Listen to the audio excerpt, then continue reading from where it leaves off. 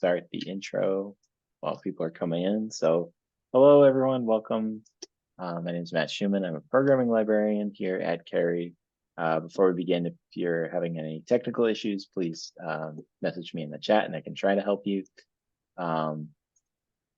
If you have any questions tonight, please use the Q&A button or the raise hand function, or if you have comments, then we'll address them at the end. Lastly, this program is made possible by the generous donors to the Cary Library Foundation. So with us this evening is Bill Gette.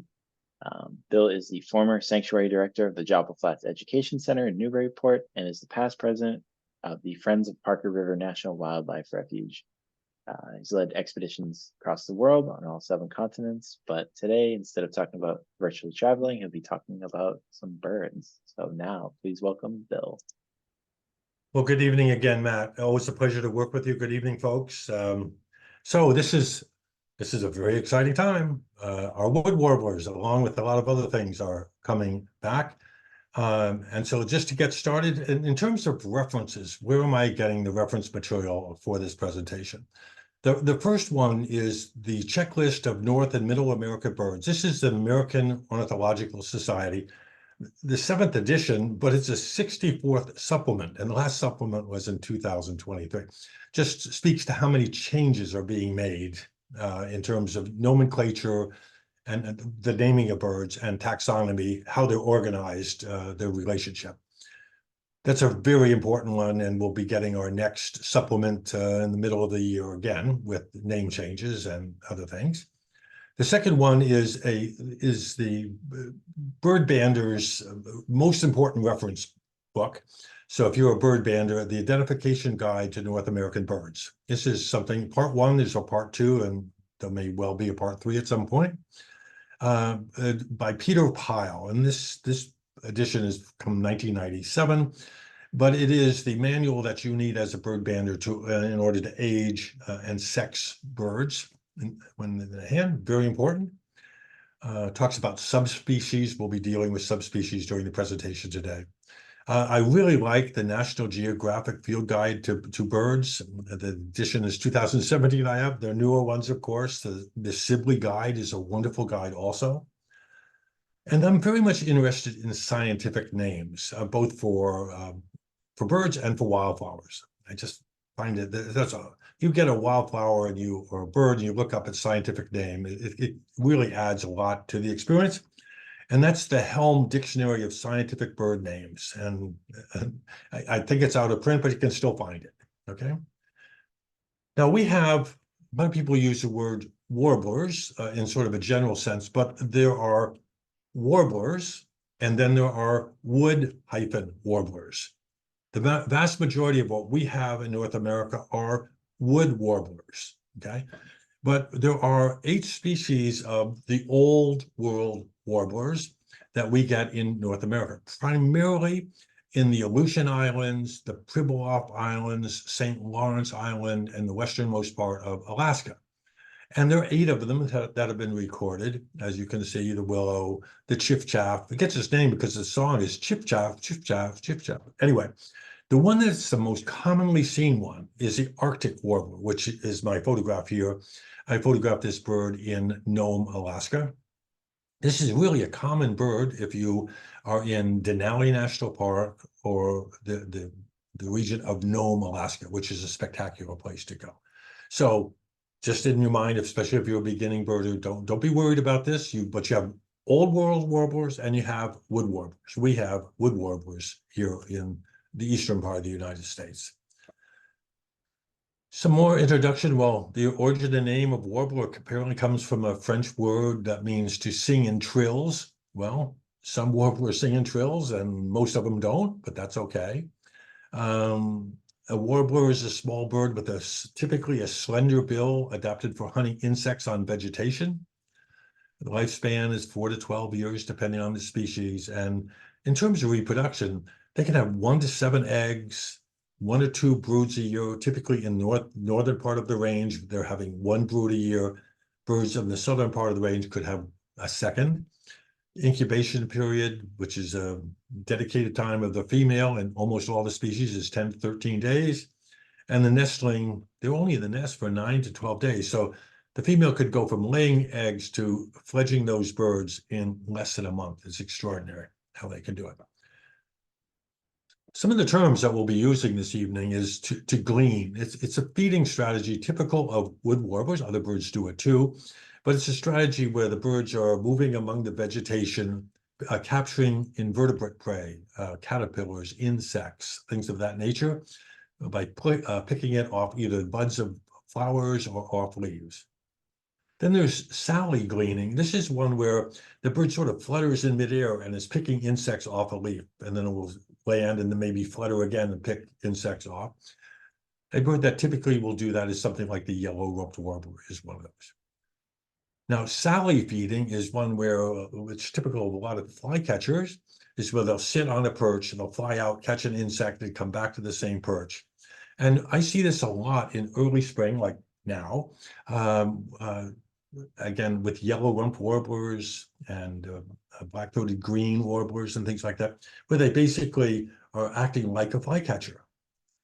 Now, subspecies, we'll talk about subspecies as we're going through the presentation.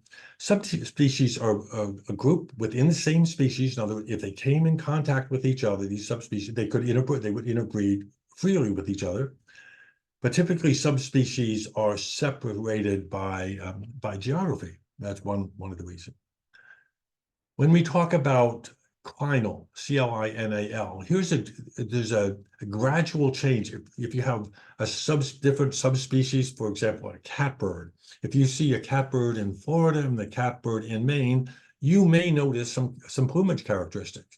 But if you go from Florida to South Carolina, you're not going to see much of a change or see any change. In South Carolina, Virginia, you're not going to see it. So it's a very gradual change over the range, as opposed to very distinct plumage differences in subspecies. And I'll touch on this when we talk about yellow-rumped warbler. And a passage migrant is a bird that is moving through our area in the springtime to a more northerly breeding ground, and then moves back through our area in the fall. They typically do not nest in our area. Some of them could be nesting in northern New England, so we being relatively in the southern part of New England, we will only see them as they're passing through in the spring and passing through in the fall. Now, I've added a lot of data about the bird banding station. Now, I opened the bird banding station when I was sanctuary director at Joplin Flats in 1998, and it's been running every year since then, except in 2006 in the spring and 2020. 2006, there was a government shutdown. We couldn't get to the banding station. And in 2020, that was the onset of the pandemic. But other than that, it's been running every year since by volunteers and one staff. These are very gifted volunteers. They have to know a tremendous amount. And just to get a sense of interest in the 22 years that the banding station has been going on, the staff and volunteers have banded over 48,000 birds. So this is capture missed nets, analyzing, determining the age where possible, the gender where possible, and putting a numbered band on the leg and then letting them go. So we're talking about a lot of birds. In this outline this evening, I'm going to be talking about 33 species of wood warblers. There are some that are present here year-round. Now, not huge numbers, but they are things like pine warbler and yellow-rumped warbler, in some cases, palm warblers. Very small numbers, but I will see them in January if I go to the right places. Then there are the migrants. These are birds that are migrating into our area to breed and then migrate away in the late summer and fall. And again, the passage migrants I talked to you about that pass through our area, and then we only see them again in the fall during migration. And the presentation is done following the American Ornithological Society taxonomic order.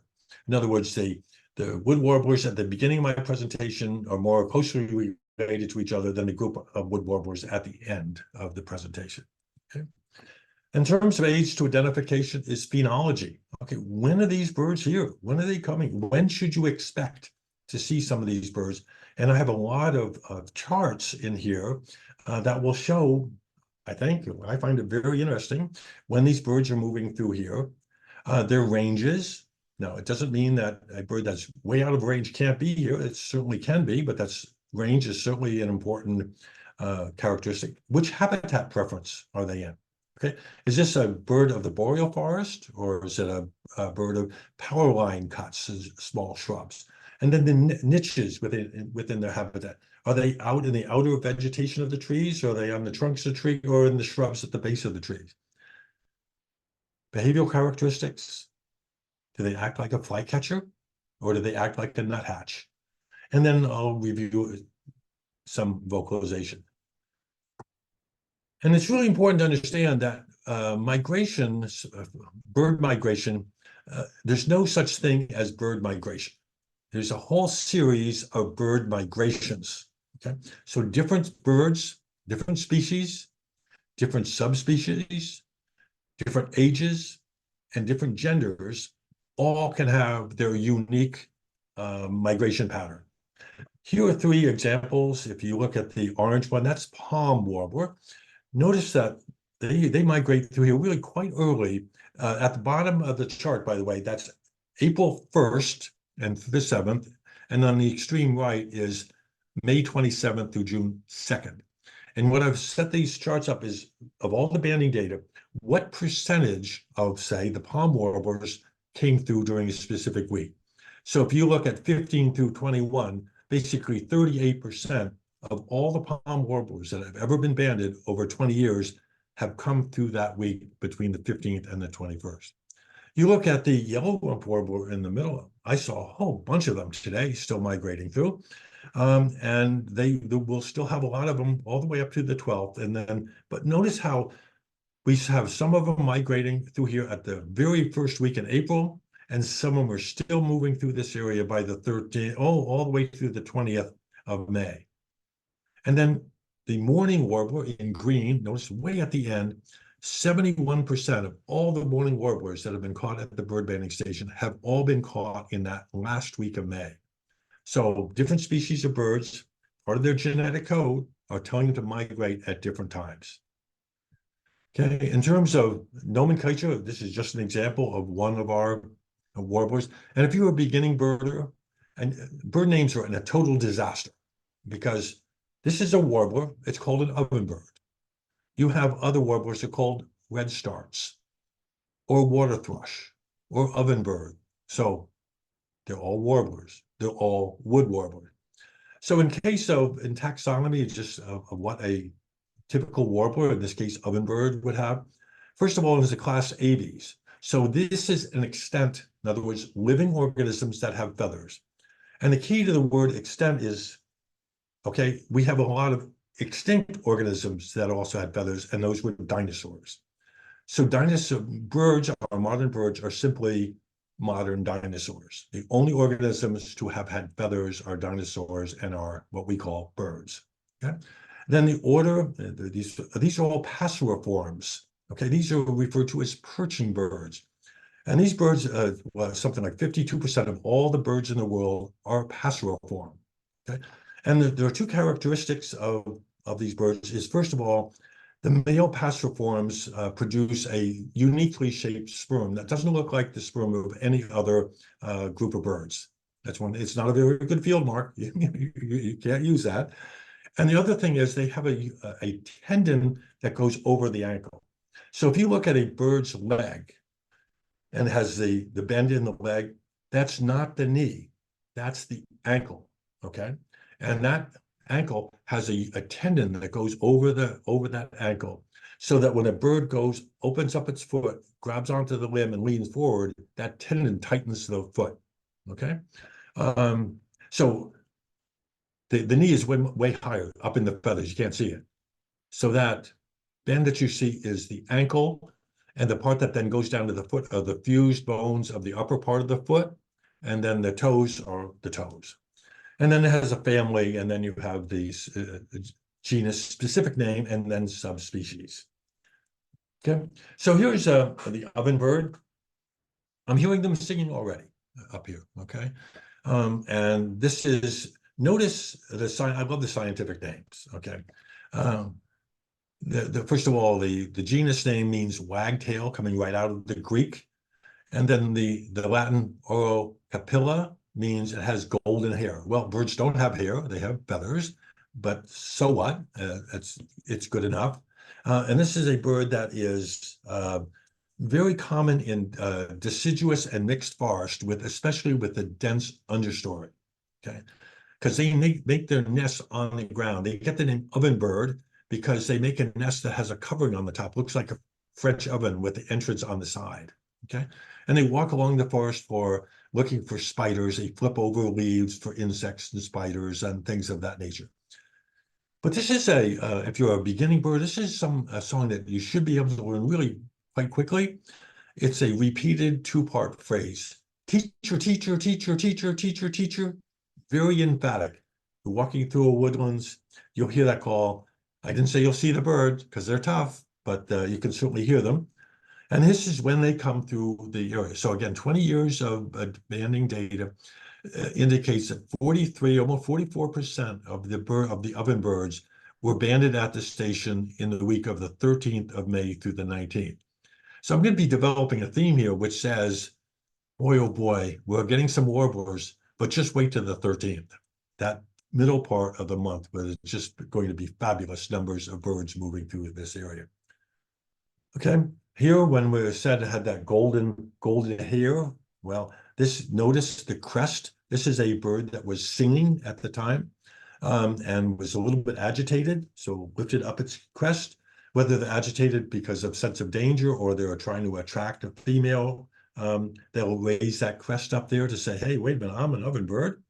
The other thing to look at this bird, notice how big the eye is compared to the head. We'll be seeing a lot of other birds, warblers have much smaller eye. This is a bird of again, the dense forest floor. They need the bigger eye.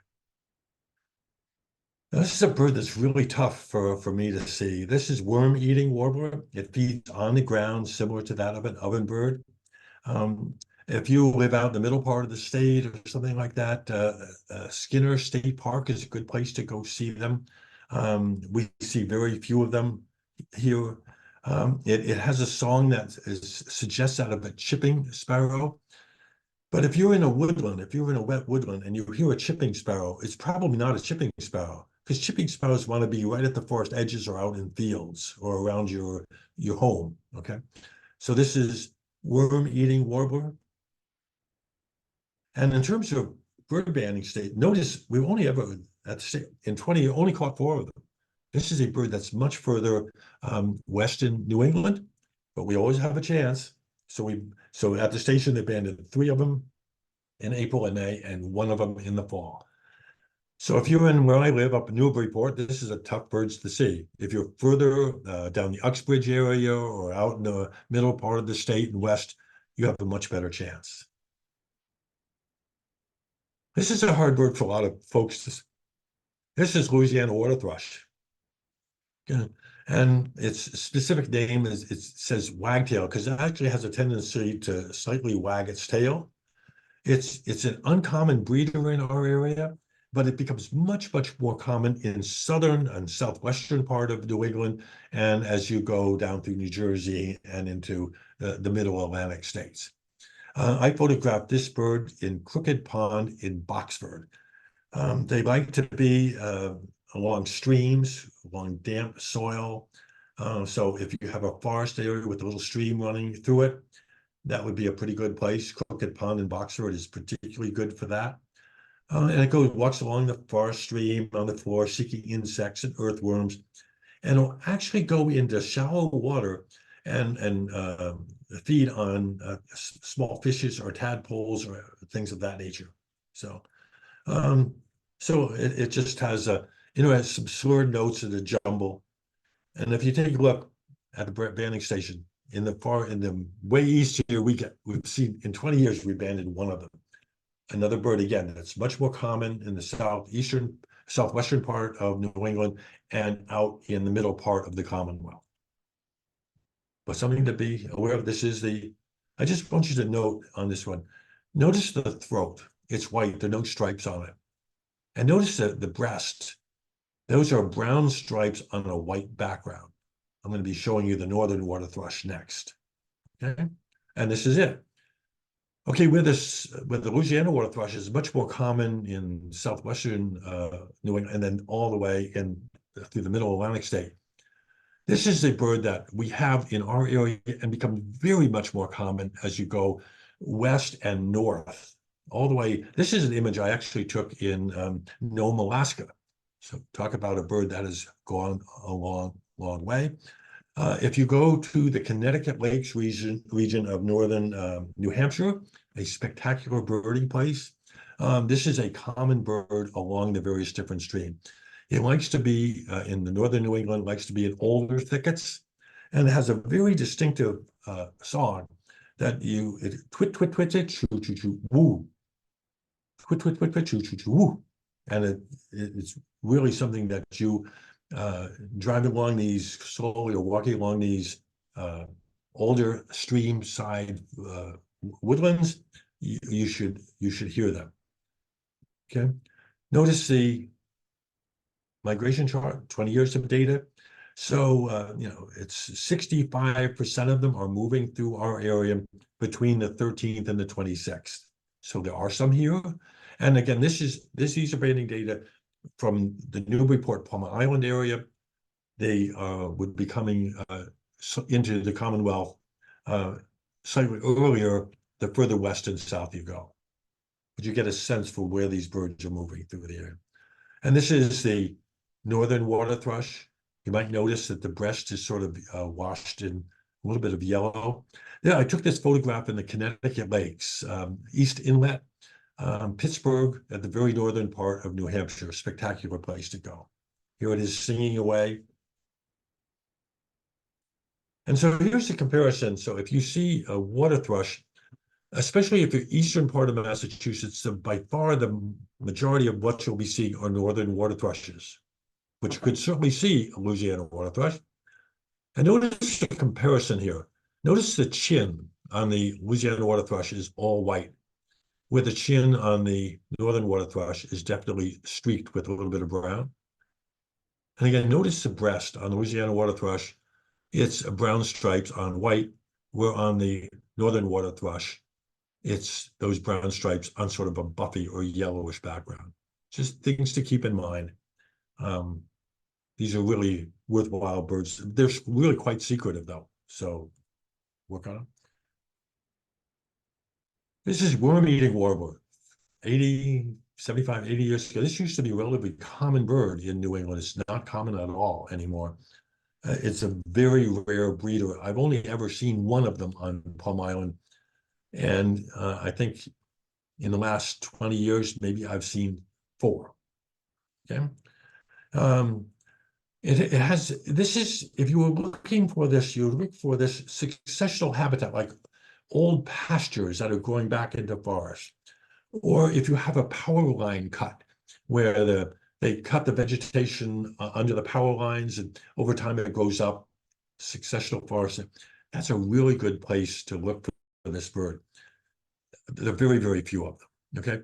But its song is a very buzzy, bee, buzz, buzz, buzz, bee, buzz, buzz, buzz, buzz. So that's one thing to really look for. I'm hoping to find another one this year, okay? But we've never abandoned any. This is a bird, again, of more of the central part of the state than certainly in the east here. Okay. Now, the blue-winged warbler is this one. They actually interbreed with the golden-winged warbler, and you get hybrids called Lawrence's warbler and Brewster's warbler. They're hybrids, okay? But this is the one that the blue-winged warbler that has overtaken and really pushed out the golden-winged warbler. Then this is really a fairly common breeding bird in the proper habitat, which again is old pastures that are growing up, forest edges. If I want to see this, I always go and look for a power line cut and walk along there. And its call is bee buzz, bee buzz. Yeah. So if you hear bee buzz, sometimes the blue-winged warbler will also go bee buzz buzz, which sort of reminds you of the golden-winged warbler. So, but if you ever hear bee buzz buzz buzz, make sure you're looking for a golden-winged warbler. That would be really wonderful. Okay. In terms of banding, we don't have very many banding records, basically in a year, one a year. Again, a bird much more of the central part of, well, I'm in Newburyport. If you go to West Newbury, you have no trouble at all finding these birds. So just slightly west of where I am, and then all across the Commonwealth in the proper habitat. Really is a handsome bird. This is the female, and okay, if you're having trouble understanding why this is called a blue-winged warbler, well, join me. I have difficulty understanding why it's a blue-winged warbler. Anyway, but there's the female.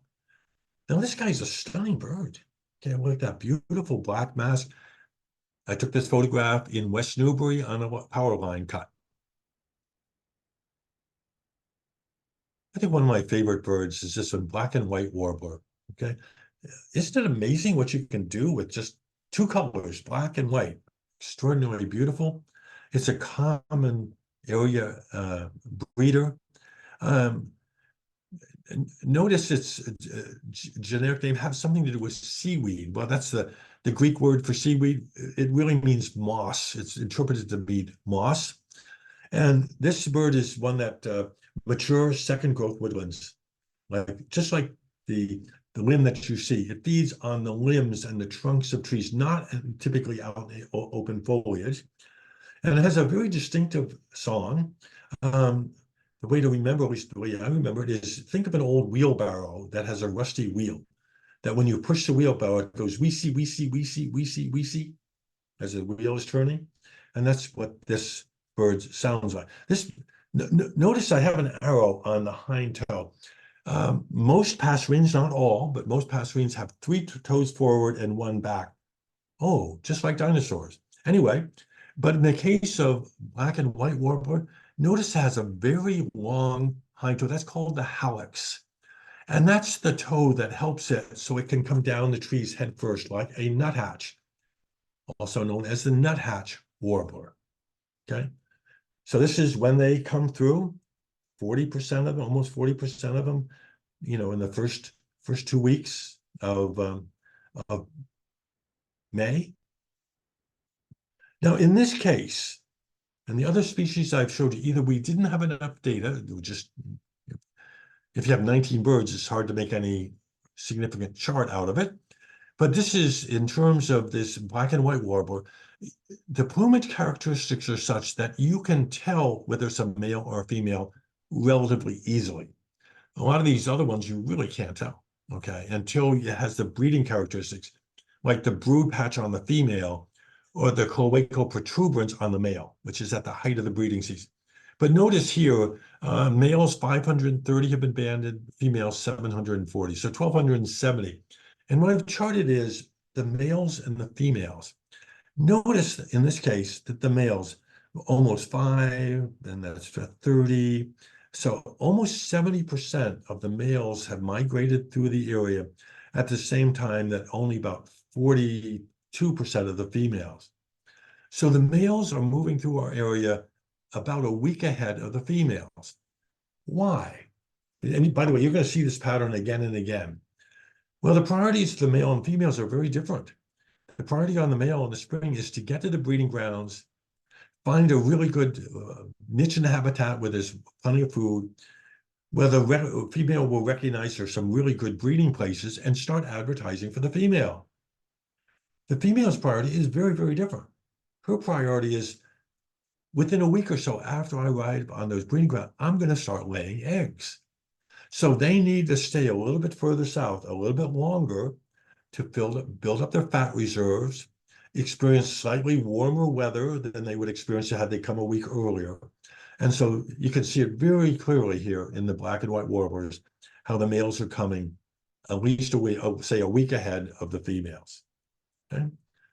So here it is. This is a nuthatch. This is a nuthatch warbler coming. This is the male, distinct black and white head pattern, using that hallux to be able to come down a vegetation head first. And the question is, why? Why did they do that? Why does the nuthatch do that? Well, if all the other birds are going up the tree, up, from bottom up, they're going to miss some of the things that they can't see that way. But if you have some species of birds like the nuthatches and the black and white coming down the tree head, they're going to see the insects and the larvae and things like that the other birds have missed. They're really smart. Here's the female. Looks very similar to the male, but notice the facial pattern, the male very distinctly black and white, the female not so much. In the springtime, now typically black and white warblers are on large branches and on the trunks of trees, but during migration, well, where are the insects? They're out chasing the oak flowers, and that's where the insects, they're eating not only the insects, but the pollen that's in these flowers. This is a beautiful female. Okay.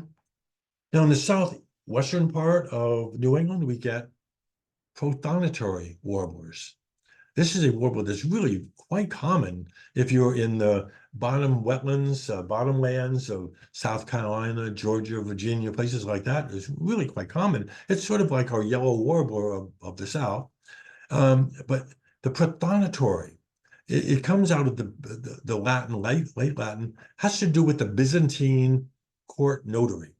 So you'll see this if you go to Bhutan. Different people in different jobs will have their robes, but they'll have a sash of different colors, and those sashes tell them, well, I'm a notary or I'm a judge or whatever.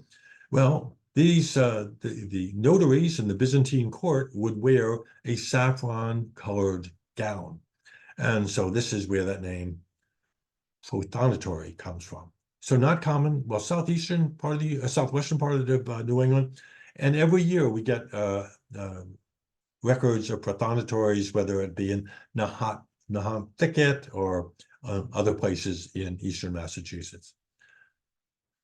Its song is, again, in its habitat in the south, it likes to be along streams, wetlands, stagnant water, things of that nature. And its call is a simple sweet, sweet, sweet, sweet, sweet, sweet, sweet, sweet. We've never banded one at the banding station. But again, they are reported during the springtime. Now, Tennessee, this is a true passage migrant. It basically breeds in the northernmost part of Maine and then up into Ontario, Quebec, Newfoundland and Labrador, places like this. And it's uncommon, but we see them every year. It's very easy to confuse this with a vireo. Okay, so this is one that is going to take some work on your part, but it's likes to search for insects at all heights in the vegetation, and it has a really distinctive call. It's really a three-part call. It's ticka ticka ticka sweet sweet sweet choo choo choo choo. Very few. A lot of birds will have two phrases in their song. But ticka ticka ticka sweet sweet sweet choo choo choo choo. So in 20 years, banded 22 of them. So you can see this is a bird. There's a couple of reasons why banding records are not going to have very many. The mist nets in which the volunteers and staff capture the birds are 6 feet from the ground to the top of the net. Birds like the Tennessee warbler and Cape Mays and some of these other warblers, they are birds that feed more often in the higher part of the vegetation. So when they're moving through the area, they're very often higher than 6 feet. So they're not, the banding stations are not catching a very high percentage of those that are moving through the area. I recently traveled to Costa Rica, southern Costa Rica, and here were the Tennessee warblers feeding on watermelon and fruit and things of that nature. But this is what a Tennessee warbler looks like in its non-breeding plumage, both the adults and the young birds.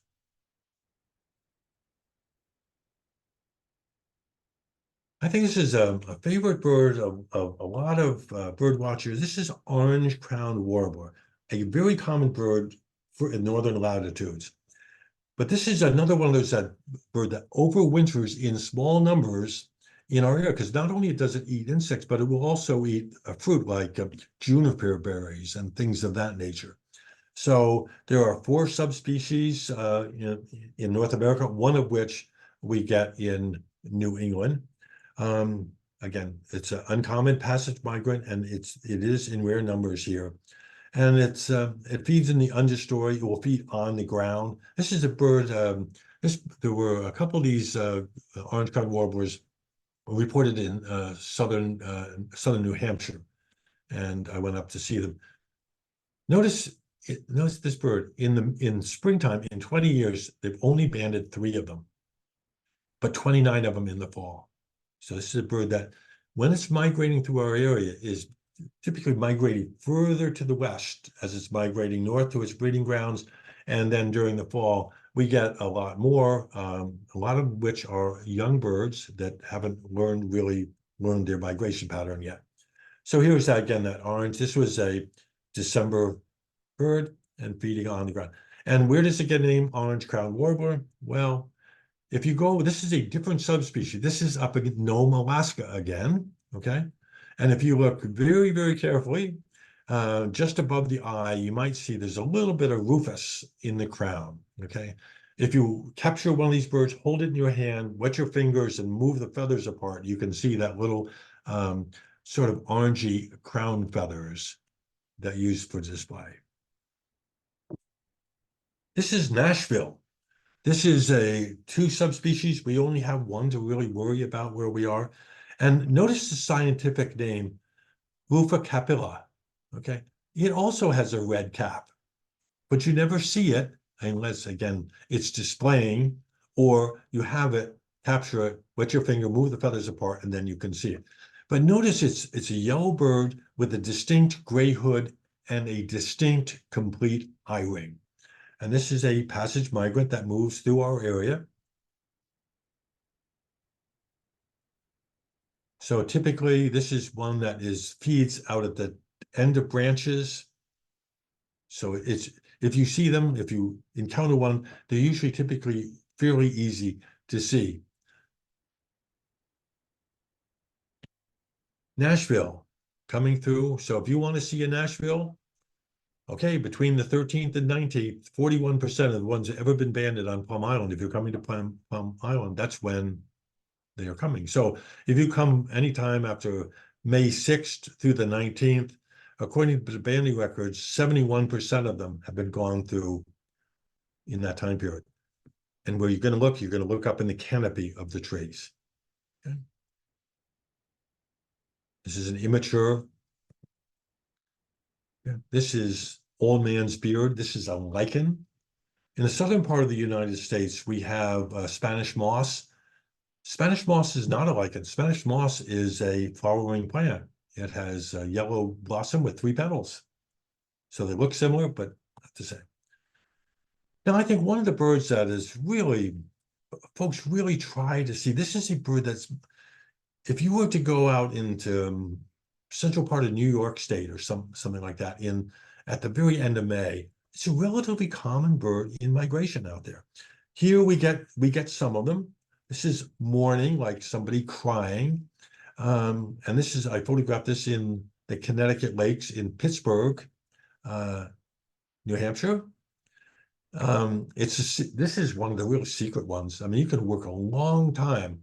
I spent, in total, a couple hours being very patient, just listening. I kept hearing this bird singing, and I'd see the vegetation moving, and then I take a tiny glimpse of this bird. So they can be very, very secretive, but it has a call that's really quite recognizable. It's choy, choy, choy, choy, choy. Choy, choy, choy, choy, choy. So this again from the Connecticut Lake. And notice again the migration chart, the birds. So many of them coming through in that last, say, Memorial Day weekend. So if your life depended on seeing one, Plum Island, Memorial Day weekend. Okay. And Kentucky, we catch this is more common again in the southwestern part of the New England, really quite common further south than that. It likes to be in deciduous, shady, deciduous forest that have a understory and tends to, it's secretive. It hops along the ground. It runs along the ground looking for spiders and insects. As you can see, now this is a bird, because of its habitat, its niche, it tends to be in low vegetation. You typically don't see them high in trees. You would think that we would catch more of these, but only 3 in 20 years. So this is a bird that's migrating more to our west than I am here in eastern Massachusetts. This is a little female. Now, our most common bird that we banded at the bird banding station, this one, common yellowthroat.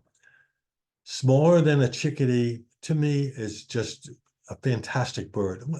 The black mask, and notice that silver gray line over that mask. This, talk about a really handsome, it's a common area breeder. It's very common on Plum Island and around any wetlands and along forest edges. It's also passage migrant because they breed also further north in New England.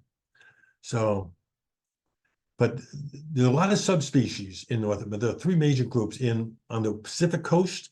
There are 2 different subspecies recognized. In the western part of the United States, there are 5 different subspecies recognized. And in the east, there are 4. But don't worry, from our perspective, they all look the same. Okay. So they love weedy fields. What you'll see is around wetlands, in weedy fields, especially in the fall, you'll see lots of those. They feed on or near the ground in thick vegetation. And this is, again, if you're a beginning warbler person, this is a call that you should be able to learn really quick. It's a 3-part phrase that's repeated. Which is it? Which is it? Which is it? Which is it? Which is it? Which is it? Which is it? A little male. Here's when they're coming through. So we should be seeing those imminently, like tomorrow. They start coming in relatively good numbers, and then 75% of them are either passing through between the 13th and the 26th. So what I'm advertising is, hey, the best is yet to come. And here's the female and male shown together. Again, notice how the blue lines of the percentages of males are coming through significant, at least a week ahead of the females. And there's a lot of data here. The males, 2,854 were banded, females, 2,536. So a lot of very, very good data. Okay, here's that beautiful little male. Notice the bill is slightly down curved, decurved. And the female, really cryptically colored. If you get anywhere near her nest, though, she is tenacious. I mean, she'll come after you. Okay, it's really, really fun to think of. We probably outweigh her by 30,000 times, but that's okay. She'll still take you on. Okay. Yeah. Hooded warblers. This is a bird very uncommon in southern New England, but every year in the springtime we get reports of hooded warblers in our area here in Newburyport, in other places in New Hampshire. I'm sorry, in Massachusetts. But it's really a common bird in the further south. What a handsome bird. Yeah. But we don't get, so in terms of banding station, notice 4 in the spring over 20 years, 8 in the fall. So not very many, but this would be a real treat to see one of these. Notice the large eye again. This is a woodland, dark woodland bird typically around water. One of our most observed birds is this one. This is American redstart. Okay, beginning birders, I'm sorry, it's a warbler, but they don't call it a warbler. It's American redstart, or much better, orange start. But in any case, it's a common area breeder and is passage migrant. This is the beautiful male. Some people initially, when they're beginning birders, will confuse this with an oriole. It's only about the 1/3 the size of an oriole, but the coloration of that orange and the black would remind one of a Baltimore oriole. Has a very high-pitched and highly variable song, sort of like squeaky tisa tisa tisa, or something else. They love a very variable song. They love to be in wet vegetation, mixed forest, often near water. They're very common breeding birds on the Parker River National Wildlife Refuge. And this is one of those Sally feeders. It will sit on a limb like this, see an insect fly out and grab it and maybe come back, or it will hover in the midair and glean insects awfully. And very often, almost all the time, when they do this, they fan their tails. So they flash these orange, on the males that flash the orange. So here they are, they're just coming now into our area. 50% of them come through between the 20th and the 26th. And here is again, the comparison between the males and the females. Not quite as strong differentiation in some of the other species, but clearly the males are coming earlier than the females. So here's the male, and notice the orange in the tail. When it flies out, it fans that tail. Here's the female, much more cryptically colored. Now, I was in Cuba. I was in a curio shop, and there was this female American redstart sitting on top of the display. I couldn't pass up the photograph. Now, this is a bird that's very confusing to a lot of particularly beginning birders. This is an American redstart, and this is a male. Okay, you can say, well, it looks like a female. Well, sort of. But if you look around the face and the chin and near the carpal joint when the wing bands, little black feathers, this is a male American redstart that was hatched the year before I took this photograph. So it's a second year bird. It's in its second calendar year of life. And if you look at the yellow, that yellow is a little bit tinged with orange. So I've heard people saying, I saw the female redstart singing. It's not. It's a second year male. Just something to look for. Excuse me. Cape May warbler. This is one of these passage migrants. They don't breed in our area. They breed northern New Hampshire, northern Maine. And tigrina, notice the specific like stripe like a tiger. I think that's really, it's an uncommon breeder in northernmost New England. A passage migrant. This is one of those birds, while we don't have many going through this area, they're really quite visible because they tend to be on the canopy among the flowers. Here's a beautiful bird in among those blossoms up against the blue sky. This is a song that's very hard for a lot of people to hear. It's just zeet, zeet, zeet, zeet, very high pitched. Zeet, zeet, zeet, zeet. So you'll probably see it before you're going to hear it. 20 years, only 20 birds. And again, the reason why notice the eye again, it's a tiny little eye against the face, because this is a bird that typically feeds on the outer limbs in the canopy of the forest. And so in terms of migration through the banding stick, they're flying over the nets. So they don't catch very many of them. Here's the female, very cryptically colored. And another one. I guess this is one of the very first warblers I started bird watching in 1961. This is one of the first ones because it had a distinctive song. I worked on Hog Island, the Audubon Camp of Maine, as a teen. So it's an uncommon area breeder, but really common breeder further north in New England, and especially along the Maine coast, going up New Brunswick and Nova Scotia, places like that. And it has a call that's typically high to medium to high in the vegetation, so usually pretty easy to see. And it has two songs, a very buzzy song. One goes bzzz, zip, goes up the scale, bzzz, zip, and the other one is bzz, bzz, bzz, bzz, zip at the end. So this is one that will be coming through here next week in good numbers. So 82% of them or something are going through our area between the 13th and the 26th.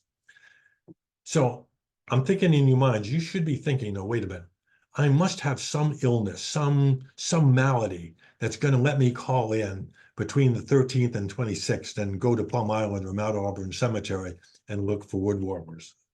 Okay. So here again, the males for females. So males 279, females 387.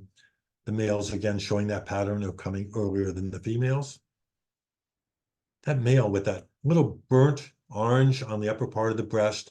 And notice the eye ring. It's sort of a half an eye ring underneath and a tiny bit of eye ring on the top. There's the female. Now, some of these northern parrots are permanent residents in places like southern Georgia and South Carolina, places like that. They don't migrate. Okay.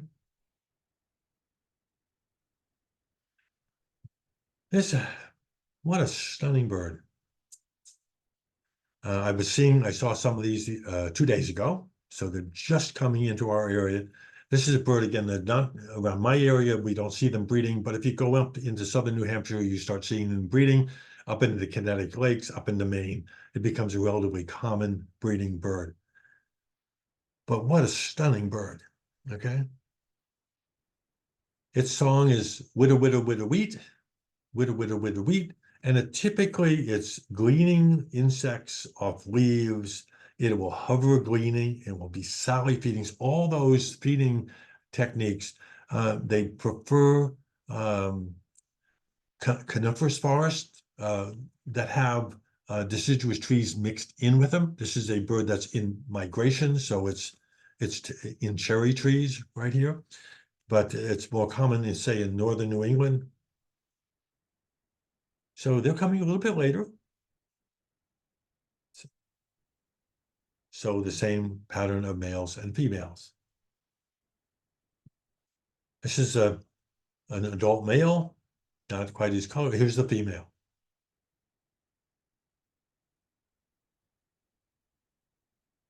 And this is a hatching year bird.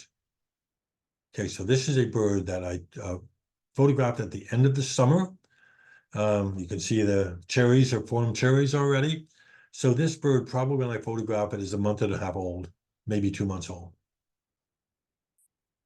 Bay-breasted.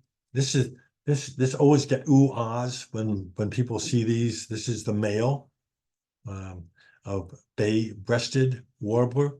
It's a fairly common breeder in northern New England, passage migrant. They go through our area.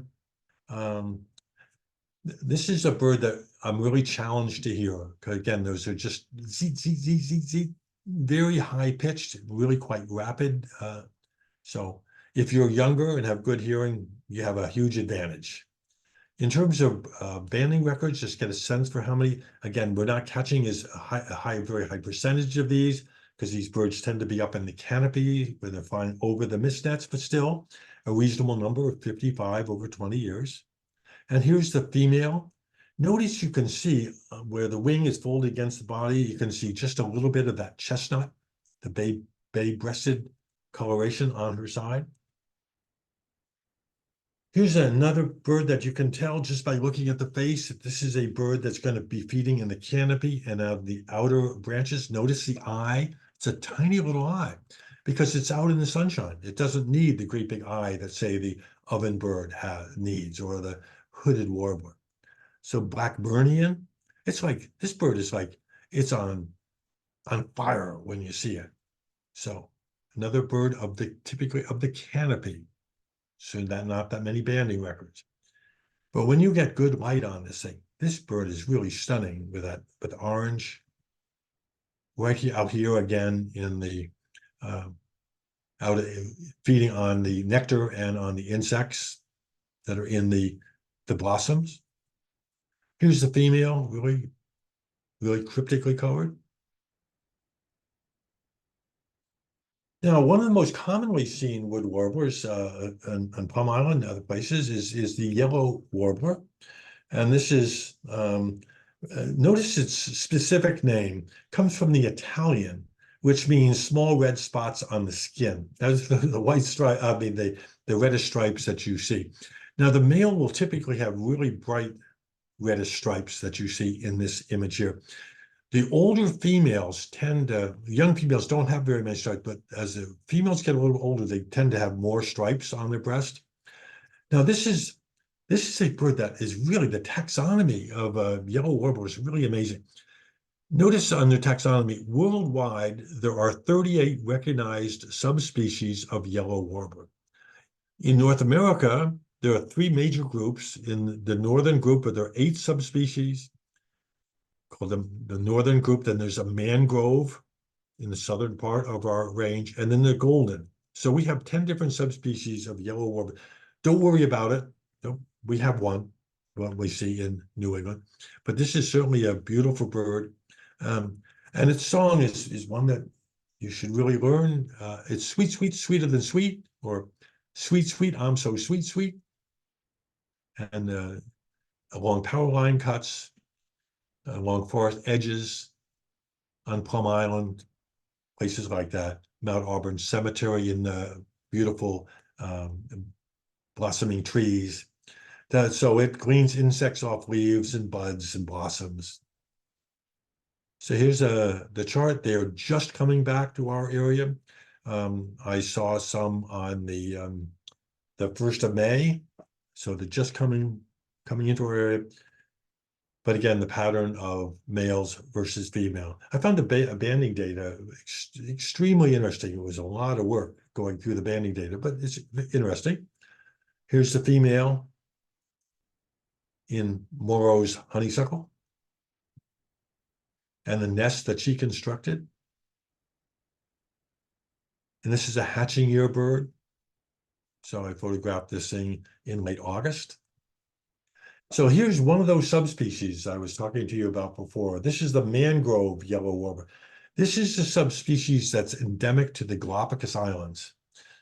I did 3 trips to the Galapagos Islands, and this is definitely a yellow warbler, but notice that distinct orange crown.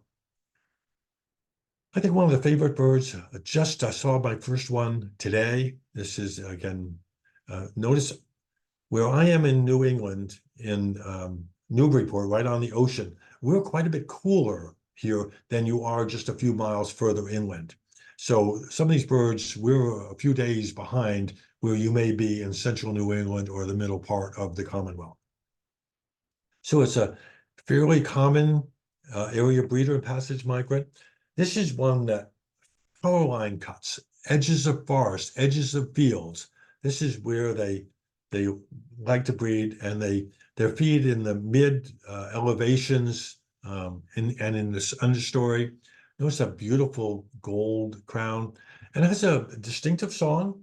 It's C, Miss Beecher. C, Miss Beecher. Now, I don't know who Miss Beecher is, but it works for the way to remember it. Coming through the area, males again. And notice this is the male. Notice the beautiful gold crown, the black through the eyes and behind the ears, and that fairly long chestnut stripe that you see on the side. This is the female, okay? So she looks very similar to, but notice that chestnut stripe is much, much shorter. Isn't she about the cutest thing you've ever seen? Anyway, the next one is blackpoll warbler. This is one of those. It's an uncommon breeder in northern New England, up into Quebec, places like that. Quebec, New Brunswick. Yeah. But it's much more common as you go further north and west, all the way up to Alaska. So I've seen these birds breeding in Denali National Park and in Nome, Alaska, which is on the westernmost coast of Alaska. Very hard for many of us to hear this among the highest pitch, zeet, zeet, zeet, zeet. So you're going to be looking for this in breeding in a conifer, spruces and firs, larch, things that they feed in middle to upper elevation. This is a bird I photographed on the Parker River National Wildlife Refuge. This is a male. They come through relatively late. Here's a male on the breeding ground. I photographed this in Churchill, Manitoba. This is the male on the breeding ground. This is a female from Parker River National Wildlife Refuge, and a female from, again, Churchill, Manitoba. And this is a hatching year bird. Now, fall warblers are a nightmare, okay? Some of these birds, bay-breasted and blackballed. But the key field mark for this bird in the fall, notice the feet. The only warblers that have yellow feet are blackpoll, Okay, so in the fall, when you get these, what they call impossible to identify fall warblers, well, if you see one that's absolutely impossible to identify, but it has yellow feet, you have a black fall warbler. They're a really quite common migrant in the fall.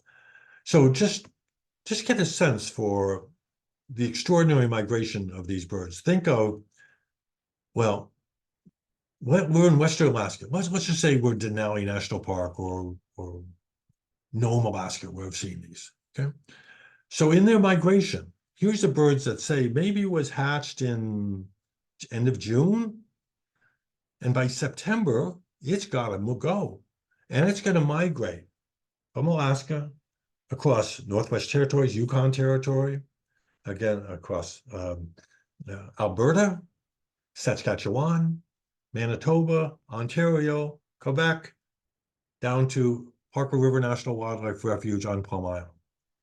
It's migrated at least 3,000 miles. This bird is 2 or 3 months old.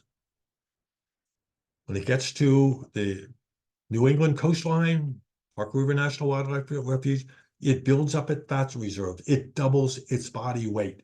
It needs to put on fuel because its next flight is nonstop from the Canadian Maritimes, New Brunswick, for example, New England, nonstop across the water to the north coast of South America.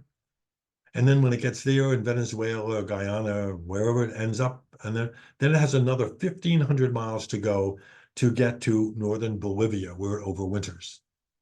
6,500 miles. Bird has never done it before. Nobody's showing him how to do it. It's all part of its genetic code.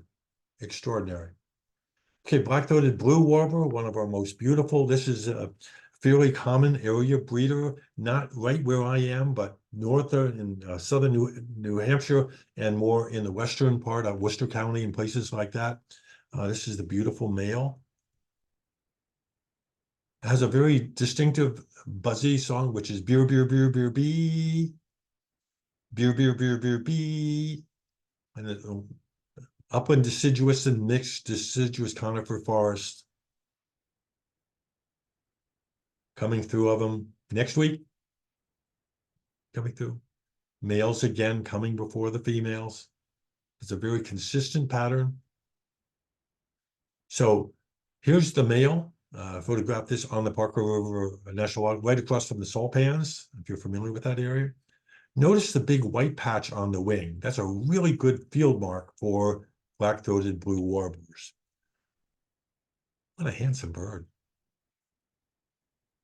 And this is the female, very nondescript, but notice that white wing patch. So if you're out and you're seeing a bird that flashes this big white wing patch, you can be quite certain what you have is a black-throated blue warbler. Palm warbler. Palm warbler is one of the birds that in small numbers overwinters in our area. It's one of our early spring migrants. By now, most of them have, I'll show you the migration chart. Most of them are moving through our area or have already moved through our area. And it's just a weak song, which quite honestly, I don't think I've really ever heard. But anyway, but here's the migration. Notice how it's really front loaded. So 57, 58, 59% of them have already migrated through here by the 21st of April. So palm warblers, I was out walking the other day and found a group of 5 of them together. So that was right at the end of April, but by the 13th of May, there are no banding records for them at all. So they're pretty early going through. We don't catch. Oh, this is Western palm warbler, or just a subspecies of palm warbler, which we only catch in the fall. Okay, really handsome bird. You can see basically from the vegetation that this is an early spring photograph. Yeah. Pine warbler, another one that's much more common as you away from the coast. Pine is named white pines. They love to breed in white pines. And if its song sounds like that of a chipping sparrow. But if you're in a pine forest and you hear what sounds like a chip, chip, chip, chip, chip, chip, chip, chip, chip, you're probably not hearing a chipping sparrow. You really should look for, could this be a pine warbler? Because the songs can be confused. The chipping sparrow, every chipping sparrow sings the same song, and it's always consistent. Chip, chip, chip, chip, chip, chip, chip, chip, chip. Where the pine warbler tends to go chip, chip, chip, chip, chip, chip, chip. It's like sort of loses interest at the end. Just something to be watching for.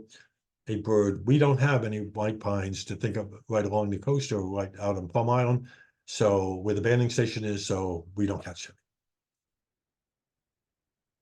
Handsome bird. Plumage is quite variable. I just want to show pine warbler. Remember we're talking about the black-polled warbler? Notice the primary wing extension. So at the top, you have the image of the wing of the black-polled warbler, and the one at the bottom is pine. They're in the same genus with each other, okay? But notice the black-polled warbler. So you have the primary feathers, those are the ones that are extending to the left, and then you have the secondaries. Notice how on the black-polled warbler, the primaries are much longer than are the secondaries. In the case of the pine warbler, those primaries are just slightly longer, okay, than the secondaries. The idea is that wing extension provides additional lift with less drag. So if you're a long-range migrant, whether you be a black-polled warbler or a thrush, not hermit thrushes, but the Veeries and the Swainson's thrushes, they have wing extensions. The hermit thrush has a wing extension much more like a pine warbler, and the Veeries and the Swainson's have a wing extension much more like that of a black-polled, because the Veeries and the Swainson's thrushes are going to South America. The hermit thrushes, some of them overwinter here, and some of them overwinter in the southeastern United States. So now, yellow rump warbler. This is one of the warblers I think is really, really beautiful. They're two very distinct subspecies. Unfortunately, I really think this is a warbler that is overlooked. It's really quite common, especially in migration. And unfortunately, I hear a lot of people, oh, it's a yellow rump. Like maybe it's a starling or something, okay? It sally feeds. In other words, it flies up and goes after insect. It hover gleans. You'll see them in early springtime. If there's a swarm of insects, it will act just like a flycatcher. But this is a very handsome bird. And unfortunately, I think it's just discounted, oh, it's another yellow rump warbler.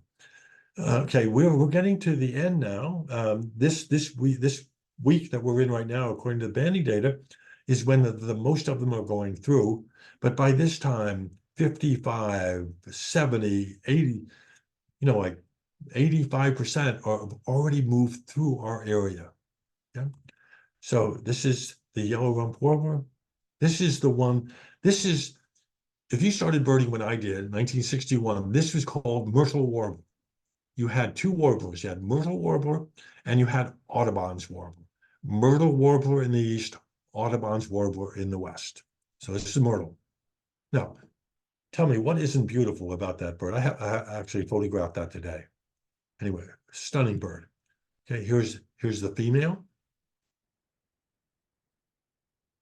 And here's the hatching year bird in the fall.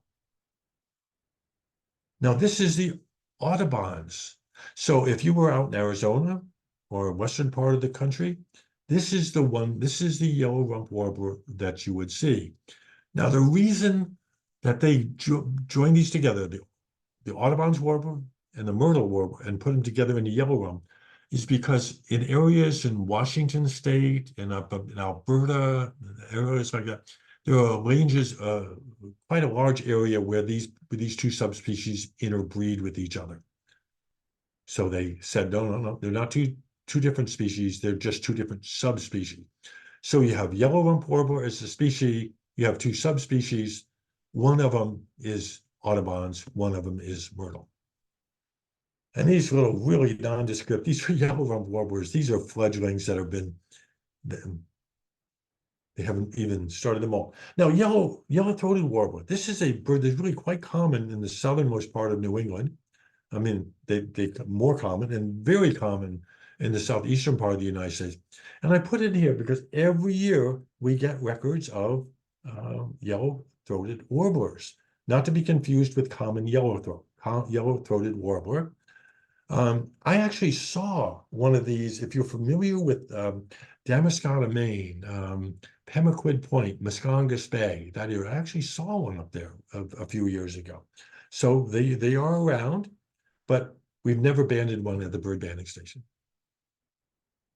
So, but one thing to look at this bird, notice for a warbler, notice how large the bill is compared to all the other ones. It's really quite distinctive. Okay, prairie warbler.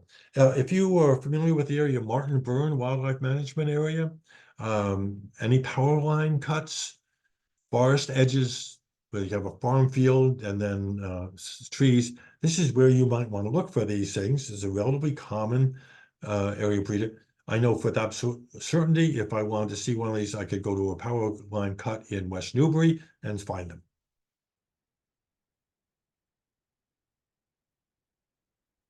But again, in terms of banding records, we're a little bit too far east.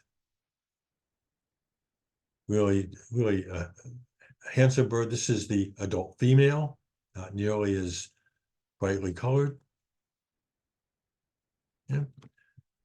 Now, a really common area breed, well, in northern parts and western part of New England, this is black-throated green warbler, and it's a very common breeding bird in northern New England, Connecticut lakes, Maine, all along the Maine coast. Black-throated green. I suppose if I were naming this, I'd call it black-throated yellow warbler or something, but okay, good enough. It has two very distinctive songs, really quite buzzy. One of the songs is trees, trees, trees, murmuring trees, or cheese, cheese, cheese, Limburger cheese. And the other one is C, Susie. So if you're a beginning birder and these word phrases are trying to capture the cadence of the song that you're hearing. So trees, trees, trees, murmuring trees, the number of syllables also. Okay. So they're coming. Not this week, next week. Big numbers. Males and females again. Interesting pattern. This is a really handsome bird that feeds out in the outer part of the branches. Again, especially during migration, they like to go to the deciduous trees that have the insect larvae, insects, and pollen that they're eating out of these tree blossoms. The female, notice he's really black striped and she indistinctly striped with black. Canada warbler, this is one of the really hard ones to put because it's really a secretive bird. But when they come through our area, it's a bird that we look for on the park road. Notice that necklace. And it really stands out, that yellow breast with that black necklace on the male. And notice the yellow eye ring. So it's typically forages in the understory. So this is not, again, the eye is relatively large for the face. This is not one that is typically up on the outer branches in the canopy where it's easy to see. This is one of the sort of, you have to go in after it in order to see a Canada warbler. They're not coming until a while. Most of them, almost 67%, come between the 20th and 26th, where I am. And males, again, really good statistics from this is another Canada warbler. I photographed this on Parker River National Wildlife Refuge, and the female. So she has that distinctly yellow breast with an indistinct necklace. Okay. But notice the yellow eye ring. It's a really good field mark for her. Wilson's warbler. This is the one that has this distinctly black cap. And with age, actually, the males, the cap gets more black, more extensive black. A common breeder in northern New England. It's a passage migrant. Its song is a distinctive chi chi chi chi cha cha cha cha cha. Chi chi chi chi chi cha cha cha cha cha. So it feeds on the understory, and it also sallies out catching insects like a flycat. That's exactly what this bird was doing. It It was sitting on this perch, watching for any insects that flew by or could find on the vegetation. It would fly out, catch it, and